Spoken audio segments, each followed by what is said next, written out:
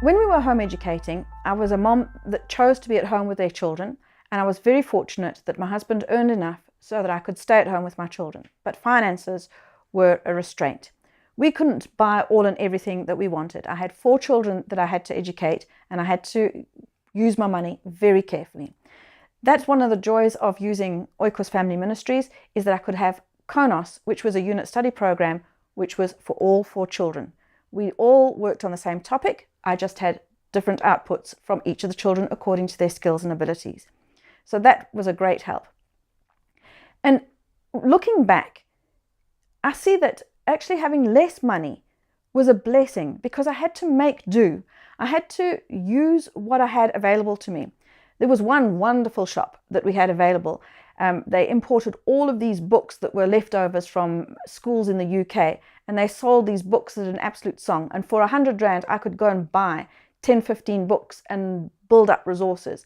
And that was fortunate to have that at the time. But of those 10, 15 books that I bought, I probably only used about 5.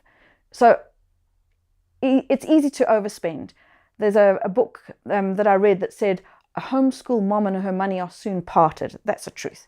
And it's much better to rather spend your money on a resource that you know that you're going to use and use it, rather than put a whole lot of stuff on the shelf and the only thing you're left with is a guilty conscience.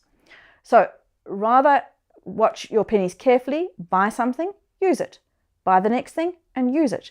And enjoy the simplicity of one thing at a time. I would say that if something is on sale and you have the opportunity to get it while it's on sale, then it's good stewardship to get the extra. But generally speaking, when in doubt, say no and keep it simple. We had opportunity to share with other moms how we managed to our finances for 3 years running. I kept a list of every single ballet shoe and book and tennis racket and any you name it, whatever we bought, I wrote it down. And I worked out for those two or 3 years running that I educated my 4 children, the amount of money that I spent for all 4 children, including the extra murals, was less than I would have paid for 2 children at school. And that gave other parents a good comparison for how much or how little money we were really spending. And yet our children got a good and rich education. We went on loads of outings, and some of them were paid and some of them were not. We looked for a lot of outings that were free, and we looked for all of the things that were cheap. And I always asked for the specials. I always asked for a group rate so I could spend as little as possible.